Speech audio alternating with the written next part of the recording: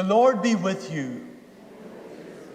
A reading from the Holy Gospel according to Matthew.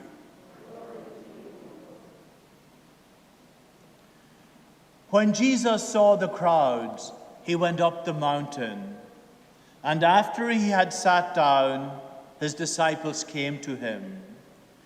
He began to teach them, saying, "Blessed are the poor in spirit, for theirs is the kingdom of heaven.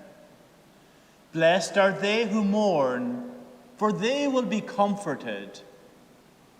Blessed are the meek, for they will inherit the land. Blessed are they who hunger and thirst for righteousness, for they will be satisfied. Blessed are the merciful, for they will be shown mercy. Blessed are the clean of heart, for they will see God. Blessed are the peacemakers, for they will be called children of God. Blessed are they who are persecuted for the sake of righteousness, for theirs is the kingdom of heaven. Blessed are you when they insult you and persecute you and utter every kind of evil against you falsely because of me. Rejoice and be glad, for your reward will be great in heaven." My friends, the gospel of the Lord.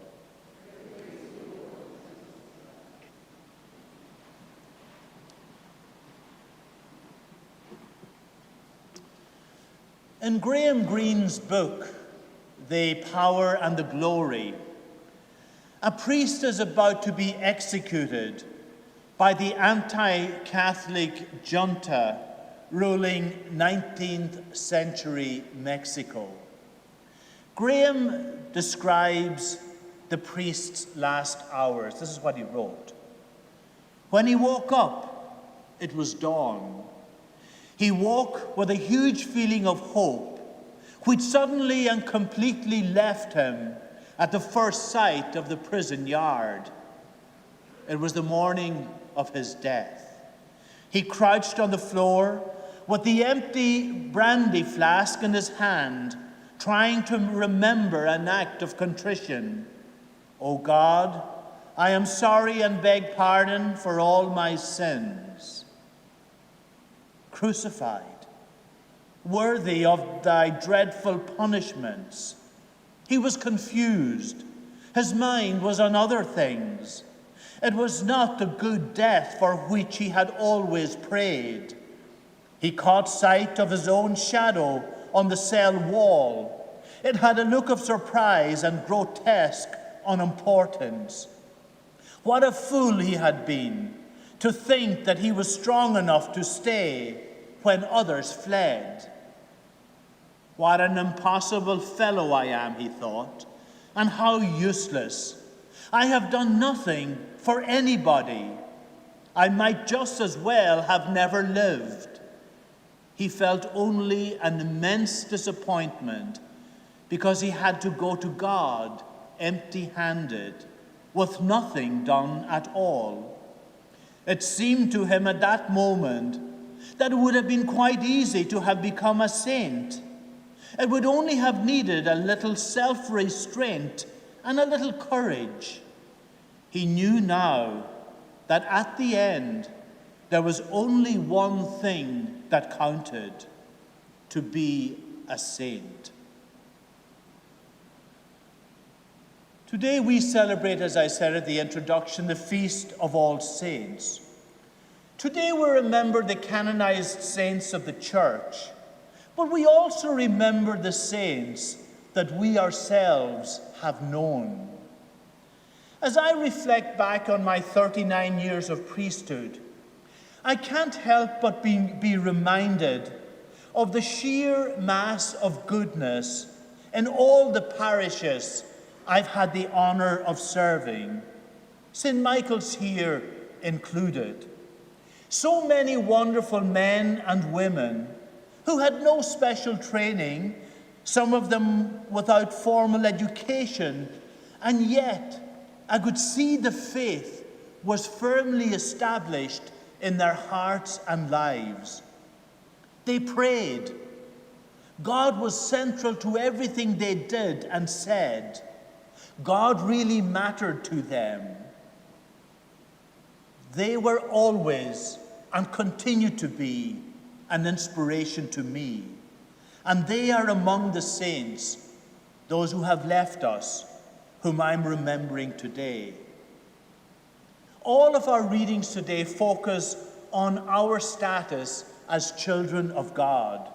What an incredible honor when you stop and reflect on what that means. Isn't that the call that each one of us got at baptism? You are now called children of God, for so indeed you are the words of the baptismal ceremony. And that, insists St. John in today's second reading, is not some kind of a courtesy title. Beloved, John writes, see what love the Father has bestowed on us, that we may be called children of God.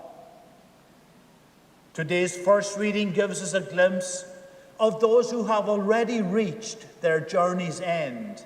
That immense crowd, the author writes, impossible to count, of people from every nation and race and tribe and language. Many familiar to ourselves are among them. Jesus in today's gospel is giving us the secret into becoming saints. He's essentially saying, this is how you do it.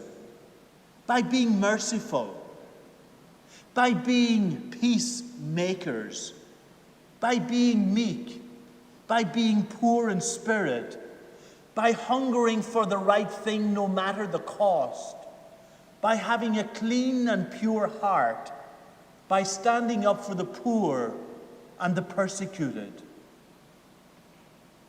One might wonder what criteria the Vatican uses to establish grounds for sainthood. The process must begin with the question, did this person live their life with integrity, fully cooperating with God's grace to advance the reign of God on this earth, no matter what the cost, and this despite the human flaws that they carried with them? Did this person live their life with integrity, fully cooperating with God's grace to advance the reign of God on this earth, no matter the cost, and this despite the human flaws that they carried with them?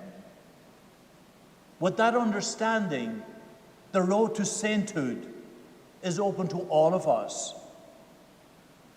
Robert Ellsberg was part of the Catholic worker community in New York City for the last 5 years of Dorothy Day's life. And he wrote a book entitled The Saint's Guide to Happiness. In his book, he recalls how he recognized the sanctity of Dorothy Day. Serving with her at the Catholic Worker House of Hospitality, he saw in her the happiness of becoming the person God wanted her to be, as he put it. Despite the hard labor of feeding and befriending and standing up for the poor, Dorothy practiced what she called the duty of delight. She had the remarkable effects when you were with her, Ellsberg wrote, of making you feel that you could change the world, that you could be a better person, and that such an undertaking would be an enormous adventure. Dorothy Day was not perfect. None of the saints were. But God was central to their lives, and they never gave up. They kept trying to become better people and to making the world a better place. Sainthood is as simple as the condemned priest in Graham Greene's novel comes to understand: the resolve not to come to God empty-handed, but carrying offerings of generosity and love, of peace of compassion. So I always say, those of you who are parishioners know this, I always say that the scriptures must challenge us. And if we ever leave church and they don't, how sad. And the challenge from today's scripture for me, as I look over my life, what treasure, what offering have I built up to place before God on that last day?